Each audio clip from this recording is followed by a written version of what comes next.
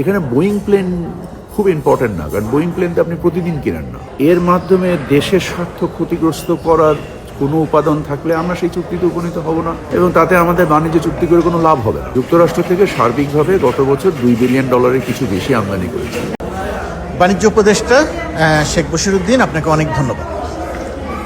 প্রথমত আমরা কথা বলছি ওয়াশিংটনে বসে। শুল্ক আলোচনায় বাংলাদেশ একটা দৃশ্যমান সাফল্য পেয়েছে, এটা নিয়ে আলোচনা আছে, প্রশংসা আছে। সেই অংশটা নিয়ে কথা বলতে চাই না। আমি যে অংশটা নিয়ে আপনার কাছে প্রশ্ন করতে চাই, এই নেগোসিয়েশনটা করতে গিয়ে বাংলাদেশ একটা গোপনীয়তার চুক্তিতে স্বাক্ষর করেছে। এই গোপনীয়তার চুক্তিটি নিয়ে আলোচনা হচ্ছে এইভাবে যে গোপনে দেশের স্বার্থ পরিপন্থী কোনো কাজ বর্তমান সরকার করছে কি না।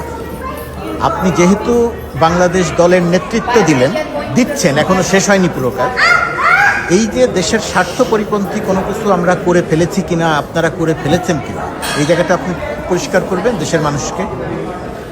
প্রথমে আপনাকে ধন্যবাদ। আপনি নিশ্চয়ই জানেন যে বাণিজ্য একটি গতিশীল বিষয়। সো আজকে যে আমরা যে জিনিসটা হোয়াইট হাউসের প্রেস মাধ্যমে জানতে পেরেছি যে বাংলাদেশের উপরে 20% শুল্ক আরোপ করা হয়েছে,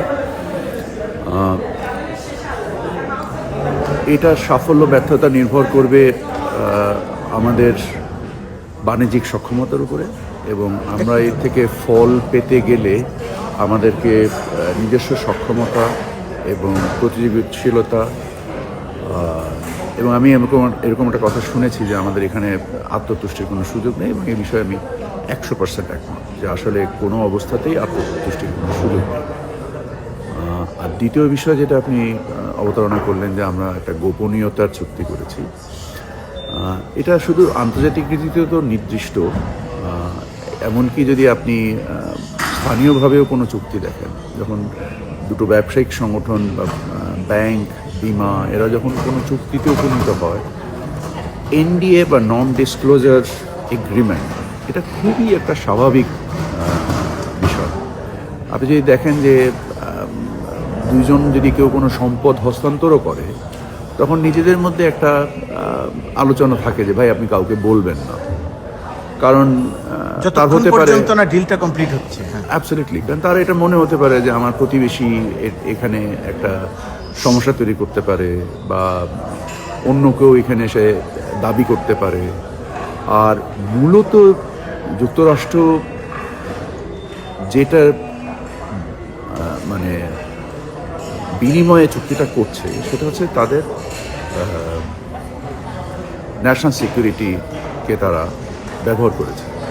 তারা এই চুক্তির মূল নিয়ামক হিসেবে যখন তারা বলছে যে তাদের নিজস্ব নিরাপত্তাকে তারা নিয়ামক হিসেবে নিচ্ছে, সেখানে তো একটা আলোচনাটার একটা গোপনীয়তার শর্ত অবশ্যম্ভাবী। আর এর মাধ্যমে দেশের স্বার্থ ক্ষতিগ্রস্ত করার কোনো উপাদান থাকলে আমরা সেই চুক্তিতে উপনীত হব না, এটাই তো স্বাভাবিক। কারণ আমরা তো আমাদের দেশের স্বার্থে স্বার্থবান, আমাদের নিজস্ব স্বার্থ জলাঞ্জলি দেওয়ার কোনো সুযোগই নেই। আর নিজস্ব স্বার্থ জলাঞ্জলি দিলে আমাদের সক্ষমতার ঘাটতি করবে, এবং তাতে আমাদের বাণিজ্য চুক্তি করে কোনো লাভ হবে না। কারণ আমরা যদি মানে স্বল্প মেয়াদে বা দীর্ঘমেয়াদে যদি আমাদের বাণিজ্য সক্ষমতার হ্রাস পায়, বা আমাদের যে ম্যাক্রো ইকোনমির কোনো ধরনের কোনো ক্ষতি হয়, তাহলে তো সেই চুক্তি কোনোভাবেই পালনযোগ্য না। তো এখানে দেশের স্বার্থ বিসর্জনের কোনো সুযোগই আমি দেখছি না। সেক্ষেত্রে এই চুক্তি সম্পন্ন হয়ে যাওয়ার পরে আপনারা কি যুক্তরাষ্ট্রের সঙ্গে আলোচনার সময় এমন কথা বলবেন বা এমন আলোচনা করবেন যে এখন এটা প্রকাশ করে দেওয়া যায়? আমার মনে হয় যেটা চুক্তিটা সম্পাদিত হওয়ার পরে আমাদের একটা জয়েন্ট স্টেটমেন্ট হয়তো খুব শীঘ্রই আসবে। তারপরে যখন চুক্তিটা স্বাক্ষরিত হবে, তখন আমাদের রাইটস টু ইনফরমেশনের কারণে ডেফিনেটলি আমরা এই যুক্তরাষ্ট্রের সম্মতি সাপেক্ষে এই চুক্তি প্রকাশ করব। আর আপনারা নিজেরাও দেখেছেন যে যদিও ঘটনাটা কিছুটা দুঃখজনক, যে চুক্তির বিষয়টা প্রকাশিত হয়ে গিয়েছে, লিক হয়ে গিয়েছিল, সেখানে দেশের স্বার্থবিরোধী কোনো বিষয়ই আসলে নেই। এবং যেগুলো দেশের স্বার্থবিরোধী ইনডাইরেক্টলি হতে পারে, সেসব জিনিস আমরা আলোচনার মাধ্যম দিয়ে আমরা সেখান থেকে বের হয়ে এসেছি এবং আমরা বের হয়ে এসেছি। অফকোর্স আমরা ক্লিয়ারলি বের হয়ে এসেছি, কারণ আমাদের সেটা যেটা পালনযোগ্য নয়, যেটা আমাদের স্বার্থের পরিপন্থী, বা আমরা বাণিজ্য ঘাটতি হ্রাস করার ক্ষেত্রে বা যুক্তরাষ্ট্রের সাথে বাণিজ্য বৃদ্ধি করার ক্ষেত্রে আমরা মূলত প্রাইভেট সেক্টরকেই কাজে লাগিয়েছি। আপনারা জানেন যে বাংলাদেশ থেকে একটা ব্যবসায়িক দল এখানে এসছে এবং ব্যক্তি খাতের ব্যবসায়ীরা তো প্রতিযোগিতার সক্ষমতা বের করে দিয়ে তারা ব্যবসা করবেন না, এটাই স্বাভাবিক। এবং এই জায়গাটাতে আমাদের ইতিমধ্যেই অগ্রগতি আছে, সেটা এখন অবশ্যই। এখানে আলোচনা করছি না। আমি যে জায়গাটাতে আপনার দিয়ে শেষ করি সেটা হচ্ছে 25টা বোয়িং কেনার বিনিময়ে আমরা শুল্কটা কমাতে সক্ষম হলাম এবং এই 25টা বোয়িং কেনার কারণে আমাদের অর্থনীতির উপরে অনেক বড় চাপ পড়বে, এতে আমাদের অর্থনীতি ক্ষতিগ্রস্ত হবে, বোয়িং কেনার কোনো দরকার ছিল না, ইত্যাদি ইত্যাদি আলোচনায় আছে। আপনারা যেহেতু এই মন্ত্রণালয়টিও আপনারই, সেক্ষেত্রে আমার মনে হয় খুব প্রাসঙ্গিকভাবে এখানে কিছু বলার আছে। ধন্যবাদ। বিষয়টা হচ্ছে যে দেখেন, আমাদের বাণিজ্য আলোচনায় বা নেগোসিয়েশনের সময় আমার কাছে মনে হয়নি যে যুক্তরাষ্ট্র 25টা বোয়িংয়ের ব্যাপারটাকে গুরুত্বের সাথে নিয়েছে। একবারের জন্যও তার আলোচনার মধ্যে আনেনি। একবারে আলোচনার জন্য আনেনি, কারণ এটা হচ্ছে ওয়ান অফ। আর এই ওয়ান অফ আপনি যদি দেখেন যে বোয়িং গত বছর আমার জানা মতে মাত্র 12টা প্লেন বানিয়েছে। সেখানে এই চুক্তি অনুযায়ী তারা প্রথম বিমান সরবরাহ হয়তো করতে পারবে 37 সালে। তো এই চুক্তির কারণ অন্যরা অনেকগুলো করে অর্ডার দিয়েছে।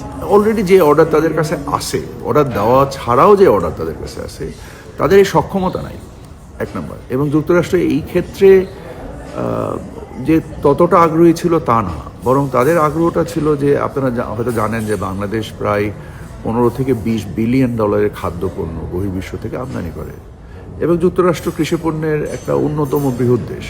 এবং আমরা যদি প্রতিযোগিতার মূলক মূল্যে আমাদের কৃষিপণ্যের সংস্থান করতে পারি, তাহলে আমাদের ভোক্তাদের আমরা যৌক্তিক মূল্যে পণ্য দিতে পারবো। বাজার স্থিতিশীলতার ক্ষেত্রে এটা সহায়ক ভূমিকা পালন করবে এবং আমাদের মানে দ্বিপাক্ষিক বাণিজ্যেরও প্রসার ঘটবে। সো মূলত মানে জ্বালানি পণ্য এবং কৃষি পণ্য এর উপরে নির্ভর করে আমরা চেষ্টা করেছি যে বাণিজ্য ঘাটতি কমিয়ে আনতে। এখানে বোয়িং আমাদেরকে এমনিতেই আমদানি করতে হয়। অ্যাবসলিউটলি, আমাদেরকে আমদানি করতে হয়। আমরা যুক্তরাষ্ট্র থেকে সার্বিকভাবে গত বছর $2 বিলিয়ন কিছু বেশি আমদানি করেছি। সেখানে আমরা খাদ্যপণ্য বৈশ্বিক বাজার থেকে প্রায় $20 বিলিয়ন আমদানি করি। তো আমাদের ঘাটতি $6 বিলিয়ন। $6 বিলিয়ন। তো আমরা যদি এখান থেকে $2 বিলিয়ন আমদানি বৃদ্ধি করতে পারি, সেটা তুলো হোক, যেটা আমাদের গার্মেন্টস বানাতে লাগে, এবং সয়াবিন হোক বা ভুট্টা হোক বা গম হোক, এই পণ্যগুলো দিয়ে আমাদের বাণিজ্য ঘাটতি মানে হ্রাস করার ক্ষেত্রে একটা তাৎপর্যপূর্ণ ভূমিকা রাখবে। এখানে বোয়িং প্লেন খুব ইম্পর্টেন্ট না, কারণ বোয়িং প্লেন তো আপনি প্রতিদিন কেনেন না, কিন্তু সয়াবিন আপনাকে প্রতিদিন কিনতে। কিন্তু বোয়িংকে আমাদের কেনা আসলে দরকার ছিল, এই অর্ডারটা তাহলে আমরা দিলাম কেন? দরকার ছিল। দেখেন, এটা একটা বড় আলোচনা। প্রথম কথা হচ্ছে যে হ্যাঁ, আমাদের বিমানের যে পরিচালন সক্ষমতা এবং এর যে ব্যবসায়িক অবস্থা, এই পরিস্থিতিতে আমাদের এবং আমাদের যে জনসংখ্যা, আমাদের গত বছর প্রায় 1,20,00,000 যাত্রী আমাদের বিমানে আমাদের এয়ারপোর্ট দিয়ে যাতায়াত করেছে। তার মধ্যে বিমান সম্ভবত 1,20,000 যাত্রী ক্যারি করেছে। তার মানে হচ্ছে প্রায় 1,000,000 যাত্রীর একটা মার্কেট আমাদের রয়ে গিয়েছে। কিন্তু আমরা নিজেদের মানে প্রতিযোগী সক্ষমতার উপযুক্ত না থাকার কারণে আমরা এখানে বৃদ্ধি করতে পারছি না। সো অতএব 25টা বিমান ওই বিবেচনায় কিছুই না, আমাদের এর থেকে আরও অনেক বেশি কিছু দরকার। বাট এটা কেনার আগে আমাদেরকে এটা চিন্তা করতে হবে যে এই আমাদের পরিচালন সক্ষমতা বৃদ্ধি না করে শুধু যদি আপনি মূলধনী যন্ত্রপাতি কিনে আপনার ব্যয় বৃদ্ধি করেন, তাহলে আপনার এটার কোনো উপকারে আসবে না। কিন্তু আমরা কি সেটা করছি? পরিচালন নিশ্চিতভাবেই করছি। আমরা যেহেতু এই মন্ত্রণালয়ের দায়িত্বে আমিও আছি, আমি নিজে ব্যক্তিগতভাবে এই বাণিজ্য মন্ত্রণালয়ের বিভিন্ন কাজে আমাদের ট্রান্সশিপমেন্ট ক্যান্সেল হলো, আমাদের বিভিন্ন ধরনের বর্ডারের আমাদের শিপমেন্টের যে সব জিনিস ব্যাহত হলো, প্লাস ট্রাম্প ট্যারিফ নিয়ে যে ঘটনাগুলো ঘটলো, এর কারণে আমি খুব উপযুক্তভাবে একটুখানি ঘাটতি ঘটেছে ওখানে আমার। বাট এর মানে এই না যে আমরা আমাদের সচিব মহোদয় যিনি আছেন ওনার সাথে আমার সার্বিকভাবে যোগাযোগ রয়েছে, এবং আমরা সক্ষমতা বৃদ্ধি করার ক্ষেত্রে আমাদের কিছু আইনের পরিবর্তন আনছি, কিছু বিধির পরিবর্তন আনছি। মৌলিকভাবে টিকিট বাজারের যে নৈরাজ্য রয়েছে সেটাকে রহিত করার জন্য আমরা বেশ কিছু পদক্ষেপ নিতে যাচ্ছি। আশা করছি আগামী 4 থেকে 6 সপ্তাহের ভিতরে আমাদের এখানে নৈরাজ্যমূলক যে কর্মকাণ্ডগুলো হতো টিকিট সংক্রান্ত এবং বিমান ভাড়া সংক্রান্ত, এটার ব্যাপারে একটা একেবারে শেষে এবং সংক্ষেপে জানতে চাই, তার মানে অন্তর্বর্তীকালীন সরকারে আপনারা হয়তো আর 8 মাস, 10 মাস, 7 মাস, 6 মাস একটা সময় পর্যন্ত আছে। এই শেষ মানে যখন আপনি চলে যাবেন, যখন আপনি এই মন্ত্রণালয়ের দায়িত্বে থাকবেন না, এই সরকার চলে যাবেন, তখন কি আপনি মোটামুটিভাবে, আমি বিমানের কথা বিশেষ করে বলছি, এই মন্ত্রণালয়টিকে মোটামুটি একটা স্বচ্ছ জায়গায় রেখে দিতে পারবেন? সেটার জন্যই তো কাজ করছি আমার দিনান্ত যে পরিশ্রমটা আমি এবং আমার আপনি আশাবাদী কি? ইনশাল্লাহ আমি যথেষ্টভাবেই আশাবাদী। আমি মনে করি যে আমাদের প্রয়োজনীয় পরিবর্তনগুলো আমরা করছি, এবং মিস নাসরিন যিনি ওখানকার সচিব হিসেবে কাজ করছেন, I think she is working very very hard to bring transparency এবং প্রাইমারিলি ভিজিবিলিটি, এবং আমরা আশা করি এটাকে নিয়ামক হিসেবে নিয়ে আমরা এই 6 মাস 8 মাস যে সময়টার মধ্যে আমরা কাজ করব তার মধ্যে কাঠামোগতভাবে সংস্কারগুলো করে যেতে পারবো, যার ফলে পরবর্তীতে যারা পরিচালনার দায়িত্বে থাকবেন ওনাদের জন্য এগুলো খুব সহায়ক ভূমিকা পালন করবে। অনেক ধন্যবাদ আপনাকে।